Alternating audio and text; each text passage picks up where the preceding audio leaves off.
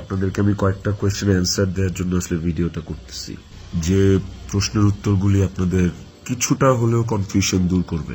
শেষ প্রশ্নটা থেকেই আসি আপনাদের। ইকরার মৃত্যুতে 2 দিন নেপালে আত্মগোপনে থাকার পর অবশেষে প্রকাশ্যে আসলো জাবের আলভি।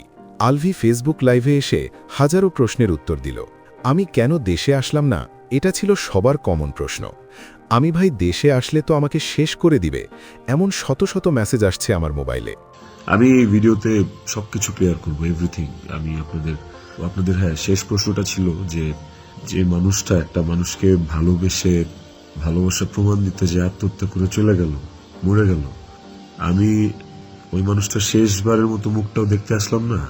এই যে আপনাদের প্রশ্নটা, আচ্ছা আপনারা কি আমার দেশে আসার মতো পরিস্থিতি রাখছেন?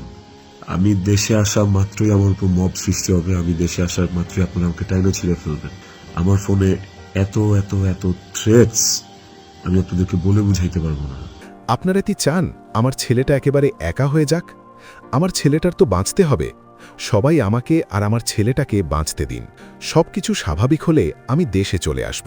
আমাকে পুলিশ অ্যারেস্ট করুক, তাতে আমার কোনো দুঃখ নেই। কিন্তু আমাকে যে মেরে ফেলবে, আমাকে যে বাঁচতে দিবে না, তা তো আমি জানি। আমার কাছে এমনও ইনফরমেশন আসছে যে এয়ারপোর্টের বাইরে লোক রেডি করা আছে। আমি যাওয়া মাত্রই they will gonna hit me, they will gonna kill me. Police ধরে নিয়ে গেলে ওকে, আমি সেটা আইনিভাবে ফেস করব, কিন্তু এখন যদি আমিও মারা যাই, আমিও রিজিকের মার কাছে চলে যাই, রিজিকের কি হবে? আপনারা কি চান যে রিজিক তার বাবাকেও হারা? এই ছেলেটার কি দোষ? এই ছেলেটা বড় হবে না, ও কিভাবে বাঁচবে? মায়ের অভাব কেউ পূরণ করতে পারে না।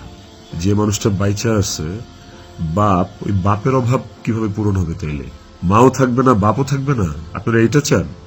দর্শক, কেমন লাগলো আজকের আপডেট পেয়ে অবশ্যই কমেন্ট করে জানিয়ে দিন।